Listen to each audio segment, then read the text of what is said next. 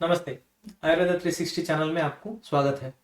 तो हम वापस आयुर्वेद के जो कॉन्सेप्चुअल पार्ट है उस सीरीज में जाएंगे। आज हम चर्चा करेंगे अष्टांग हृदय के एक बहुत ही खास अध्याय सूत्र स्थान के अध्याय नंबर 9 द्रव्यादि विज्ञानियम, जो अलग अलग पार्ट में आने वाला है क्योंकि चैप्टर बहुत लंबा है, इंपॉर्टेंट है, तो हम उसको डिटेल में देखेंगे टीकाओं के साथ और कुछ इंटरप्रिटेशन के साथ। तो यहाँ पर हम इंट्रोडक्शन के साथ आज जा रहे हैं। तो इसी के थ्रू हम बताना चाहते हैं कि बहुत सारे अन्य अध्यायों का भी वीडियो आ चुके हैं। चरक संहिता से हो सकता है, अष्टांग हृदय से हो सकता है, बहुत सारे पदार्थ विज्ञान के ऑलरेडी वीडियोस आ चुके हैं, बहुत सारे कॉन्सेप्चुअल पार्ट आ चुके हैं। तो जरूर आप एक बार वो सब्सक्राइब प्लेलिस्ट को भी देखिए। अगर आपने चैनल को अब तक सब्सक्राइब नहीं किया तो जरूर सब्सक्राइब कीजिए। तो इस वीडियो को आप जरूर अंत तक देखिए।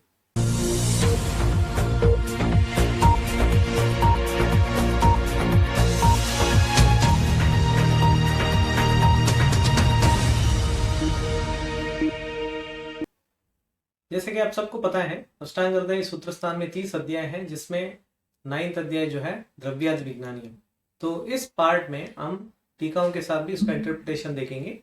तो एक अध्याय में जाने से पहले जो पहले अध्याय आया था इससे पहले, तो उसके बारे में एक नजर डालेंगे कि ये अध्याय यहाँ पर क्यों आया। तो जो 5वां और जो 6वां अध्याय है, तो वहां पर द्रव्य और अन्न स्वरूप, सॉलिड फूड और लिक्विड फूड के बारे में आपको डिटेल में वर्णन मिला था। और उसके बाद अगर अन्न विषयुक्त है तो उसको नहीं लेना है, उसको बताने के लिए विष के स्वरूप के बारे में वहां पर एक अध्याय आया, और अन्न रक्षा अध्याय। उसके बाद मात्रा के बारे में, कितना मात्रा में खाना चाहिए, नहीं खाना चाहिए। अब क्वेश्चन ये आता है कि जो आपने 5वां और 6वां अध्याय में पढ़ चुके हैं, तो उसमें जो हरेक द्रव्य के जो गुण बताए थे, रस हो सकता है, गुण हो सकता है, वीर्य हो सकता है, उसका इंट्रोडक्शन या उसका एक तरह से परिचय आपको अब तक मिला नहीं है अष्टांग हृदय में। तो इसलिए ये जो अध्याय है द्रव्यादि विज्ञानियम, यहाँ पर आपको ये मिल जाएगा कि आयुर्वेद का जो फार्मास्यूटिकल कॉन्सेप्ट है कि एक द्रव्य को हम फार्मास्यूटिकली कैसे एनालाइज करें, तो वो हमारे यहाँ का मेन दिए है। तो यहाँ पर आप देख सकते हैं, पूर्वम अन्नपान आदि द्रव्य एक देश प्राय उपयोगवान निर्दिष्ट तस्य च आहार विधेय मात्रा च उपदिष्ट। तो जो मैंने पहले कहा कि इससे पहले क्या आया था, संप्रति अभी द्रव्य रस वीर्य विपाक आदि वाच्या, अभी इसके बारे में वर्णन किया जाएगा, बात किया जाएगा। अन्नपानम ही रस वीर्य विपाक आदि परीक्षा उपयुक्तव्यम, इंपॉर्टेंट है। अन्नपानम ही, अन्नपान जो भी है, सॉलिड हो सकता है, लिक्विड हो सकता है, रस वीर्य आदि के ऊपर ही डिपेंडेंट है कि उसका यूटिलिटी कैसे होगा, उपयोग जो है इसके परीक्षा करते हुए ही हमें लेना पड़ेगा, इसलिए न अन्यथा, अदरवाइज पॉसिबल नहीं है। तस्मात, इसलिए मात्राशीति अध्याय अनंतरम, उसके बाद ये जो अध्याय है इसका आरंभ किया जाएगा। एक तरह से ब्रीफ इंट्रोडक्शन है कि ये अध्याय यहाँ पर क्यों आया। अतः तो द्रव्यादि विज्ञानीयम अध्याय व्याख्यास्यामः इति अस्माहुरात्रेयादयो महर्षय। तो ये जो श्लोक है कॉमन है, हर एक अध्याय में आया था। तो पहले अध्याय के पश्चात अतः अभी द्रव्यादि विज्ञानीय नाम से एक अध्याय को हम बताने वाले हैं। और जिस तरह से जो मुनियों ने, जो आत्रेय आदि महर्षियों ने बताए थे, उसी तरह से, ठीक उसी तरह से यहाँ पर बताया जाएगा। तो इसका डिटेल में वर्णन हम ऑलरेडी कर चुके हैं। तो ये जो श्लोक है इसको आप वहीं से डिटेल में देख सकते हैं। अदरवाइज चैप्टर के नाम के अलावा काफी कुछ बाकी सब कुछ सेम ही है। तो यहाँ पर एक क्वेश्चन आ सकता है, द्रव्य आदि, आदि आदि मतलब शुरू से, तो शुरू होकर आगे कुछ होगा। तो द्रव्य आदि में द्रव्य तो शुरुआत है, उसके बाद आदि से हमें क्या क्या लेना चाहिए। तो इसलिए यहाँ पर लिखा है आदि शब्द है ना रसवीर्यादि परिग्रह। आदि शब्द से हमें क्या क्या लेना चाहिए, रसवीर्यादि। दोबारा उन्होंने वीर्यादि लिख दिया, डिटेल में नहीं लिखा, क्योंकि ये अंडरस्टूड है। जब भी हम एक द्रव्य के फार्मास्यूटिकल एक्शन को जानना चाहते हैं, तो हमारा जो 5 पैरामीटर है वो अपने आप सिद्ध हो जाता है, रस, गुण, वीर्य, विपाक और प्रभाव। तो यहाँ पर रसवीर्यादि से भी हमें ये लेना चाहिए। तो कुल मिलाकर ये हुआ कि द्रव्यादि से द्रव्य प्लस रस प्लस गुण प्लस वीर्य प्लस विपाक और उसके बाद प्रभाव। तो ये 6 एस्पेक्ट्स के ऊपर ये अध्याय बात करने वाले। सो द्रव्यादिनाम विज्ञानम, विज्ञान, विज्ञान शब्द क्यों आया, अवगमः, अवगमः का अर्थ है बोधव्य। तो उसके बारे में एक बोधन किया जाएगा, उसके बारे में एक नॉलेज दिया जाएगा। तस्मैतः, तो शेषम पूर्वत, शेषम पूर्वत का अर्थ है बाकी जो वर्ड्स है वो पहले अध्याय में जो मीनिंग था वही मीनिंग यहाँ पर भी लागू होगा, इसलिए डिटेल में वर्णन नहीं किया कॉमेंटेटर ने। ये इंट्रोडक्शन श्लोक था जो सबको पता है। अब हम एक्चुअल अध्याय के श्लोक में जाएंगे। द्रव्यमेव रसादीनां श्रेष्ठम ते ही तद आश्रया। तो ये मूल श्लोक है, उसका स्प्लिट वर्जन आप देख सकते हैं, नीचे है द्रव्यम एव रस आदीनां श्रेष्ठम ते ही तद आश्रया। तो यहां पर द्रव्य का एक इंपॉर्टेंस पता है, रसादीनाम श्रेष्ठम, रसादीनाम श्रेष्ठम। तो रसादीनाम जो शब्द है ये षष्ठी के बहुवचन के रूप में है, रसादीनाम। तो जो षष्ठी वचन षष्ठी रूप है उसका अलग अलग यूटिलिटी है। उसमें एक यूटिलिटी है कि जब भी निर्धारणी षष्ठी, जब भी एक समूह होता है उस समूह में कोई भी चीज को हम बेस्ट बोलना चाहते हैं तब हम षष्ठी विभक्ति का प्रयोग करेंगे। एक यूटिलिटी षष्ठी विभक्ति का ये है। तो यहाँ पर द्रव्य रस गुण वीर्य विपाक का प्रभाव मैंने पहले ही कहा था, 6 पैरामीटर इस अध्याय में आने वाला है। ये 6 जो है एक समूह है, द्रव्य के साथ ये जो 5 है समूह है 6 मिलाकर। तो इनमें से कौन सा श्रेष्ठ है, सबसे श्रेष्ठ अगर कोई पूछेगा तो वाग्भट का उत्तर है द्रव्यम एव, द्रव्य ही, एव का अर्थ है द्रव्य ही, मतलब कोई ऑप्शन नहीं है। द्रव्यम एव रसादी नाम श्रेष्ठम, रसादियों में यही श्रेष्ठ है। क्यों? ते ही तद आश्रय, ते सह तौ ते। सो जो ते यहां पर जो शब्द है बहुवचन के रूप में, अगेन ते का अर्थ है यहां पर द्रव्य गुण वीर्य विपाक रसादी नाम, द्रव्य छोड़ के रस गुण वीर्य विपाक और प्रभाव। यहां पर ते जो अक्षर है इसका अर्थ है रस पंचक। जो रस पंचक है ही यस्मात्, मतलब क्योंकि ते, दैट इज रस पंचक। तद आश्रयाः, तद यहाँ पर किसके लिए बोधन किया गया है? तद यहाँ पर द्रव्य के लिए बोधन किया गया। यहाँ पर तद जो शब्द है ये द्रव्य के लिए है। आश्रयाः, आश्रय में रहने के लिए एक जगह है, ये एक तरह से मान सकते हैं एक बेस है। तो इस लाइन का पूरा मतलब ये हुआ कि द्रव्य ही रसादियों में श्रेष्ठ है। रसादी में यहाँ पर द्रव्य को भी लेना पड़ेगा, मतलब ये 6 में द्रव्य ही श्रेष्ठ है क्योंकि ते रसपंचक के जो आश्रय है वो द्रव्य ही है। तो ये इस लाइन का ग्रामेटिकल और एक तरह से एक्चुअल ग्रामेटिकल मीनिंग है। तो इसका कमेंट्री हम देखेंगे एक बार। रसादी नाम यदि निर्धारण षष्ठी, तो मैंने आपको पहले कहा था कि वहां पर क्यों षष्ठी प्रयोग किया गया है। रसवीर्यादि नाम मध्य द्रव्यमेव प्रधान कुतः, क्यों? ते यहाँ पर मैंने आपको पहले कहा था रसादेव, रसादेव का अर्थ है रसपंचक। ही यस्मात्, क्योंकि। तदाश्रय, तद रेफर्स टू द्रव्य, मैंने आपको पहले कहा। अतएव, इसलिए केवल रसादयो ना उपलब्धन्ते। तो टीकाकार बोलते हैं द्रव्य को अगर आप हटाएंगे, मान लीजिए आपके सामने द्रव्य नहीं है तो रसादि वहां पर रहने का चांसेस ही नहीं है। मतलब द्रव्य है तब भी आपको रसपंचक देखने को मिलेगा। मतलब मेरे सामने कोई द्रव्य है, मान लीजिए ये एक द्रव्य है जिसका नाम है चित्रक। अगर चित्रक है मेरे सामने तभी मैं चित्रक के रस, चित्रक के गुण, चित्रक के वीर्य, चित्रक के प्रभाव या चित्रक के विपाक के बारे में मैं बात कर सकता हूँ। मान लीजिए चित्रक द्रव्य ही नहीं है, इसका मतलब ना वहां पर रस है ना वहां पर गुण है। तो सीधी सीधी बात है कि जब कोई एग्जिस्टेंस ही नहीं है उस चीज का तो फिर उस कॉन्सेप्ट का अप्लाई करने का कोई मतलब नहीं है। तो द्रव्य के बिना कोई रसपंचक का एप्लीकेशन है ही नहीं। तो अगर इस तरह से देखा जाए तो द्रव्य ही श्रेष्ठ है और ये एक्सेप्टेबल भी लगता है इजीली। तस्मात् द्रव्यम प्रधानम, इसलिए द्रव्य प्रधान है। पंचभूतात्मकम तत्, तु तत् यहां पर रेफर्स टू अगेन द्रव्य। द्रव्यम तु निश्चयेन, डेफिनेटली कोई डाउट नहीं है, कोई शक नहीं है। पंचभूतात्मकम, ये द्रव्य जो होता है ये पांच भौतिक है। ये आयुर्वेद में आने के बाद सबको अब तक क्लियर हो ही गया होगा कि सर्वम द्रव्यम पांचभौतिकम, यही चीज जो है यहाँ पर अलग तरह से प्रेजेंट किया गया। तत् द्रव्यम पंचभूतात्मकम, द्रव्यम पंचभूतात्मकम अस्ति, द्रव्यम पंचभूतात्मकम अस्ति इति वाक्यार्थः। तो निश्चय ना, कोई डाउट नहीं है। तत् जो है द्रव्य के लिए। स्माम अधिष्ठाय जायते अंबुयोनि अग्निपवन नवसाम समवायतः तन्निर्वृत्तिर्विशेषश्च व्यपदेशस्तु भूयसा। तो इसमें प्रोनाउंसिएशन कभी कभी बहुत लोग गलत करते हैं, स्पेशली लास्ट लाइन जो इस लाइन में आप देख सकते हैं, तन्निर्वृत्ति ही विशेषः च। अगर आप स्प्लिट वर्जन देखेंगे तत् निर्वृत्ति ही, अगर आप उसको निवृत्ति पढ़ेंगे वो गलत है। ज्यादातर लोग उसको जल्दबाजी में या ऐसे ही डिटेल में इंटरप्रिटेशन नहीं करते तो उस जल्दबाजी में निवृत्ति बोल देते हैं, वो गलत।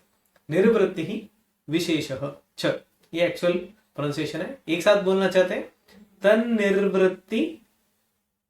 निर्वृत्तिर विशेषश्च, तो जो अर है वो काफी इंपॉर्टेंट हो जाता है।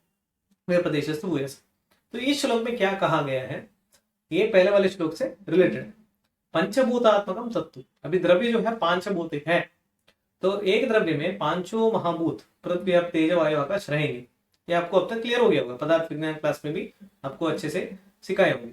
अब पांचभौतिक जो कॉन्स्टिट्यूशन है वो कैसे एक द्रव्य के अंदर रह सकता है, तो जो पंच महाभूत है वो किस तरह से एक द्रव्य के अंदर रह सकता है, या अगर आप सृष्टि उत्पत्ति की बात करें या उस द्रव्य के उत्पत्ति की बात करें तो कैसे एक पांचभौतिक संगठन वहां पर हो सकता है, उसके लिए आंसर इस श्लोक में आपको देखने को मिलेगा। क्ष्माम अधिष्ठाय जायते अंबु योनि अग्नि पवन नवसाम समवायतः तत्निर्वृत्ति। तो यहां पर दो शब्द हैं, एक है अधिष्ठाय, एक है योनि, और तीसरा है समवायत। सो अधिष्ठान योनि समवाय। सो क्ष्माम जो शब्द है ये पृथ्वी महाभूत के लिए पर्याय है, पृथ्वी महाभूत का एक पर्याय है क्ष्मा। तो इसलिए अष्टांग हृदय का अगले अध्याय में आपको सबसे पहले देखने को मिलेगा क्ष्माम्बो अग्नि क्ष्माम्बो तेज। तो क्षमा वहां पर भी पृथ्वी महाभूत के लिए कहा गया है क्षमा। तो क्षमा पृथ्वी महाभूत है, अंबु जल महाभूत है, और बाकी तीन जो है अग्नि पवन वायु महाभूत है, नभसा यहाँ पर आकाश महाभूत है। तो पांच महाभूत का नाम है जिसमें पृथ्वी अधिष्ठान बने, अधिष्ठाय जायते। तो अधिष्ठाय जायते ये चतुर्थी में है, अधिष्ठान के लिए होता है, पृथ्वी अधिष्ठान के लिए होता है। तो अधिष्ठान के लिए होता है का मतलब है जब भी कोई भी द्रव्य का उत्पत्ति होगा या एग्जिस्टेंस होगा, वहां पर जो बेस होगा, अगर पांच महाभूत की बात करेंगे तो पृथ्वी के बिना कोई भी चीज हो नहीं सकता, या उसका स्टेबिलिटी या उसका एग्जिस्टेंस मुश्किल हो जाता है, पॉसिबल नहीं है ऐसे मान सकते। तो कोई भी द्रव्य हो उसमें पृथ्वी महाभूत एक अधिष्ठान के रूप में ज्यादातर देखने को मिलता है। अधिष्ठान योनि, उसके साथ जो चाहिए एक पृथ्वी महाभूत है मान लीजिए, उसमें अगर जल महाभूत नहीं है तो पृथ्वी महाभूत जो है एक तरह से मजबूत नहीं रहेगा, वो एक तरह से इधर उधर फैल के अलग हो जाएगा। मान लीजिए कुछ पृथ्वी महाभूत है, उसमें जलीय अंश जो है वहां पर ऐड हो गया, फिर वो पृथ्वी महाभूत में एक मजबूती आ जाता है, एक कंसिस्टेंसी आ जाता है, एक तरह से एक पर्टिकुलर शेप मिल सकता है, एक एग्जिस्टेंस मिल सकता है। तो यहाँ पर योनि का अर्थ हुआ है जल महाभूत के लिए कहा गया है। अधिष्ठान जो है वो बेस है, कोई भी चीज की उत्पन्नता उसके एग्जिस्टेंस के लिए पृथ्वी एक बेस बन जाता है, और उसको एक तरह से योनि के रूप में या एक तरह से उसको मजबूत करने के लिए उसके साथ जो जुड़ने वाला जो महाभूत है वो जल महाभूत है। तो ये दोनों जो है सबसे ज्यादा एक उत्पत्ति में काम करते हैं। और अगर यही चीज सभी द्रव्यों में है तो अलग अलग क्यों दिखते हैं, क्योंकि वो बाकी तीन महाभूत के वेरिएशन के हिसाब से अग्नि पवन नभसाम समवाय, ये समवाय संबंध में रहते। समवाय संबंध आपको पहले ही पता होगा, समवाय असमवाय और निमित्त कारण ये सब आप पढ़ चुके। तो समवाय संबंध जो सेपरेशन हो ही नहीं सकता, जो एक दूसरे को छोड़ ही नहीं सकता, इस तरह की सिचुएशन को हम समवाय कहते हैं। अग्नि नभसा और पवन वायु महाभूत ये तीनों एक साथ रहेंगे, किसके साथ, ये दोनों के साथ। और इन तीनों के जो और ये पांचों के जो वेरिएशन है परसेंटेज के हिसाब से, उस तरह से वो द्रव्य अलग अलग दिखना शुरू हो जाएगा। तो ये श्लोक के जो पहले दो लाइन है उसका मतलब ये है कि कोई भी द्रव्य का निर्वृत्ति, तत् निर्वृत्ति ही, थर्ड लाइन अगर आप आएंगे, तत् निर्वृत्ति ही, तत् का मतलब है द्रव्य, ये द्रव्य के लिए तत् शब्द यहाँ पर है। निर्वृत्ति, निर्वृत्ति का अर्थ है निष्पत्ति, उत्पन्नता, शुरू होना। कोई भी चीज शुरू करने के लिए हम निर्वृत्ति शब्द इस्तेमाल कर सकते हैं। यहाँ पर शुरू करने का अर्थ है उत्पन्न होने के अर्थ, निष्पन्न होने के अर्थ। और उसके लिए मतलब तत् निर्वृत्ति, कोई भी द्रव्य के उत्पत्ति के लिए क्या जरूरी है, क्ष्मा और अंबु, ये दोनों इंपॉर्टेंट है। विशेष, विशेष मतलब एक द्रव्य दूसरे द्रव्यों से कैसे अलग दिखता है, कैसे अलग हो जाता है, वो पवन अग्नि और नभस, ये जो तीन महाभूत है इसके वेरिएशन के हिसाब से, हालांकि उसमें पृथ्वी और अंबु का भी वेरिएशन जुड़ जाता है, लेकिन खासकर अगर हम एज ए जनरल देखेंगे तो जनरली, ये जनरल बात है, ऐसे नहीं कि सब में ऐसे ही होगा। जनरली द्रव्य में एक पृथ्वी का बेस बन जाता है और उसके बाद अग्नि जल महाभूत जो है उसमें एक योनि के रूप में काम करता है, उसको जोड़ने का काम करता है, मजबूत करने का काम करता है। और बाकी दो जो तीन महाभूत हैं वो एक तरह से उस द्रव्य का एक रूप देने के लिए अलग अलग प्रोपोर्शन में वहां पर रहते हुए एक अलग द्रव्य का रूप दे देता है। विशेष, एक द्रव्य दूसरे द्रव्य से विशेष इसलिए क्योंकि ये महाभूत का जो कॉन्स्टेंसी है एक द्रव्य से दूसरे द्रव्य अलग होगा, इसलिए विशेष। तो लास्ट वाला जो वर्ड है व्यपदेशस्तु भूयस, तो व्यपदेश तु भूयस, तो व्यपदेश, व्यपदेश का अर्थ है डिफरेंशिएट करना, डिफरेंशिएट करना, अलग करना, ऑड वन आउट करना। जैसे आपके सामने तीन कोई भी चीज खड़े है, दो एक कंपनी का है, तीसरा दूसरा कंपनी का है, सो उनमें से आप बताएंगे कि ये दोनों एक कंपनी का है, दूसरा कंपनी का है, कैसे आप बता पाएंगे? क्योंकि वो व्यपदेश है। व्यपदेश का अर्थ है कोई भी चीज को डिफरेंशिएट करना। आपके सामने दो लोग हैं, आप बताएंगे कि ये पर्सन एक्स है, ये पर्सन वाई है, क्यों? व्यपदेश है, दोनों में अंतर है, दोनों में कुछ डिफरेंशिएटिंग फीचर। तो व्यपदेश का अर्थ है डिफरेंशिएटिंग फीचर। तो अभी व्यपदेश के लिए या डिफरेंशिएटिंग फीचर के लिए जो कैटेगरी या जो क्राइटेरिया वो क्या है? भूयसा, भूयसा व्यपदेश, तू रेफर्स टू अगेन निश्चयन भूयसा। भूयसा का अर्थ है भूरी मात्रा में।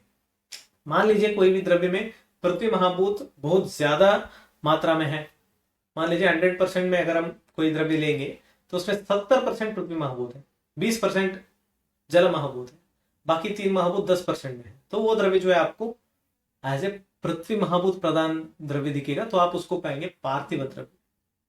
तो पृथ्वी महाभूत के जो भी गुण है उसमें आ जाएंगे। हालांकि उसमें बाकी महाभूत भी है, लेकिन भूयसा, भूरी मात्रा में पृथ्वी होने की वजह से उस द्रव्य का ज्यादातर गुण जो है पृथ्वी महाभूत जैसे आपको देखने को मिलेगा।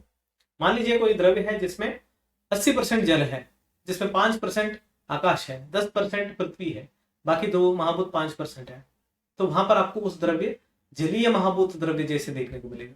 तो उसको हम कहते हैं जलीय द्रव्य, आप्य द्रव्य। तो उसमें जो गुण होगा वो क्या होगा? जो जल के गुण है उसी तरह से उसका भी गुण होगा। हालांकि उसमें बाकी भी महाभूत प्रेजेंट है, लेकिन देखने को या डिफरेंशिएट करने के लिए हमें जो मिल रहा है दैट इज भूयसा। जो महाभूत भूयसा मात्रा में है या बुरी मात्रा में, वो हमें डिफरेंशिएट करने को मदद करेगा। तो ये है, ऐसे ही आप अलग अलग महाभूत का भी, द्रव्यों का भी एग्जाम्पल ले सकते हैं। व्यपदेशस्तु भूयसा काफी बार एग्जाम में आता है और ये इंपॉर्टेंट शब्द है। आयुर्वेद के हिसाब से जो श्लोक के पार्ट है वो काफी इंपॉर्टेंट ये भी एक है, तो इसको आप अच्छे से याद कर लीजिए। अभी हम जाएंगे एक बार कमेंटेटर्स का वर्षन देखेंगे। एवं पृथ्व्याख्येन भूतेन आधारत्वेन, तो मैंने आपको कहा था पृथ्वी जो है बेस बन जाता है, आधार के रूप में यहाँ पर देखने को मिलता है। तेन तदारब्धम द्रव्यम इत्युच्यते, कोई भी द्रव्य का निष्पत्ति या निर्वृत्ति के लिए आरब्धम, शुरू करने के लिए वहां पर पृथ्वी का इंपॉर्टेंस है। तथा अंबु, अंबु जल योनि कारण बन जाता है, यस्य तदंबु योनि द्रव्यम, तो इसलिए अंबु को योनि माना गया है। एवं जलम नाम महाभूतम रसवत्वात् योनितया उपकृत्य तेन तदारब्धम उच्यते। तो रस जो है पृथ्वी और पृथ्वी अब तेज वायु आकाश के, अगर आप उसका गुण देखेंगे विशेष गुण, तो आपको पता है वो गंध गुण और रस गुण, इस तरह से 5 गुण आपको देखने को मिलेगा। तो जैसे ही रस ऐड हो गया वहां पर जल ऐड हो गया, वहां पर रस का उत्पत्ति हुआ, निष्पत्ति हुआ, तो वो एक तरह से योनि के काम करता है। तथा उसी तरह से अग्नि पवन नभस, बाकी जो 3 है अपृथक भाव रूप से, समवाय रूप से एक दूसरे को नहीं छोड़ सकते, इस तरह से वहां पर निष्पत्ति निवृत्ति शुरू होने के लिए मदद करता है। एक द्रव्य का एक तरह से उत्पत्ति आप मान सकते हैं, सृष्टि उत्पत्ति मान सकते हैं, एक जनरल आइडिया इस श्लोक में आपको देखने को मिलेगा। तथा द्रव्यस्य यो विशेषः इदम अन्यत इदम द्रव्यम इति, इदम अन्यत, ये एक द्रव्य है, ये अलग द्रव्य है। ये कैसे मिलेगा? ये अग्नि पवन नभस जो महाभूत के मेन 3 है उसके समवाय रूप से किस तरह से जोड़ रहे हैं, उस तरह से वो थोड़ा बहुत अलग होगा। एवं अग्नि ही पवन नभु ही समवायी कारणत्वेन उपकृत्य तहि एत द्रव्यम आरब्धम, मतलब यहाँ पर ये बता रहे कि कैसे 5 महाभूत जो है मिलकर एक द्रव्य को उत्पन्न कर रहे हैं। एवं च सर्वम कार्य द्रव्यम पंचभूतात्मकम, इसलिए सारे द्रव्यों को हम 5 भौतिक मानते हैं। और अगर आप ये निर्वृत्ति को गलती से निवृत्ति पढ़ लिया तो ये ऑपोजिट मीनिंग लेगा। निर्वृत्ति शुरुआत है, निवृत्ति निवृत्ति निवृत्त होना, काम को रोकना, रिटायर होना, तो ये सब का अर्थ है बंद होना। अगर आप उसको निर्वृत्ति की जगह निवृत्ति पढ़ेंगे, आपका एक आंसर या आपका इंटरप्रिटेशन एकदम उल्टा होगा, ये गलत होगा। इसलिए आप इसको अच्छे से प्रोनाउंस कीजिए, निर्वृत्ति नॉट निवृत्ति। ये आपको हर एक आयुर्वेद के स्कॉलर को बताना पड़ेगा अगर वो गलतियां कर रहे हैं। तद्रव्यम क्ष्माम पृथ्वी अधिष्ठान, एग्जाम्पल बता रहे हैं कैसे हम पृथ्वी और अब को ये मान सकते हैं। एक गठ बनाना है, एक पॉट बनाना है, उसमें जो मिट्टी है वो आपके पृथ्वी महाभूत के लिए एग्जाम्पल है और उपादान कारण है। तो अंबु जो है वहां पर उदक, विपरिमाणकरणम यस्य तदम्बु योनि। तो अगर मिट्टी को आपने सिर्फ ऐड किया, वहां पर कोई पानी नहीं ऐड किया, तो वहां पर कोई पॉट बन ही नहीं सकता, तो वो एक तरह से योनि बन जाता है। फिर बाद में जैसे आप उसको मॉडिफाई करेंगे, मोल्ड करेंगे, ठीक उसी तरह अग्नि पवन और नभस मिलकर वहां पॉट बन जाएगा, ये पार्थिव द्रव बन जाएगा। एक एग्जाम्पल यहाँ पर देखने को मिलता है, अग्नि नाम संबंधात निर्वृत्ति ही, तो विशेषः परस्परम। बाकी सब इतना कुछ खास नहीं है। व्यपदेशस्तु भूयस, ये तो मैंने आपको पहले ही बताया और ये एग्जाम के लिए काफी इंपॉर्टेंट है, इसलिए मैंने अलग से भी रखा है। इस तरह से आपको व्यपदेशस्तु भूयस के ऊपर टिप्पणी कीजिए करके एग्जाम में आ सकते हैं क्वेश्चन। ननु यदि पंचभूतात्मक द्रव्यम, अगर सारे द्रव्य पांचभौतिक है तो हम उसको अलग कैसे बताएंगे, ये पार्थिव द्रव्य है वो है, उसके लिए कमेंट्री है, ये मैंने आपको पहले ही बताया था, सेम वही चीज है। तो इस तरह से ये इंट्रोडक्शन शुरू होता है। काफी इंटरेस्टिंग चैप्टर है, काफी एक तरह से प्रिंसिपल के साथ मतलब प्रिंसिपल युक्त अध्याय है। काफी सिद्धांतों का आपको एक बार रिवीजन हो जाएगा, एक तरह से आपको नया चीज सीखने को मिलेगा इस अध्याय से। तो इसको हम डिटेल में पढ़ेंगे, इसलिए मैंने इसी श्लोक के थ्रू एंड किया हूँ। अगले पार्ट में हम इसका अगले वाले श्लोक है वहां पर हम जाएंगे। तो इस वीडियो अगर आपको पसंद आए तो जरूर इसको लाइक शेयर और सब्सक्राइब कीजिए और अगले वीडियो तक धन्यवाद।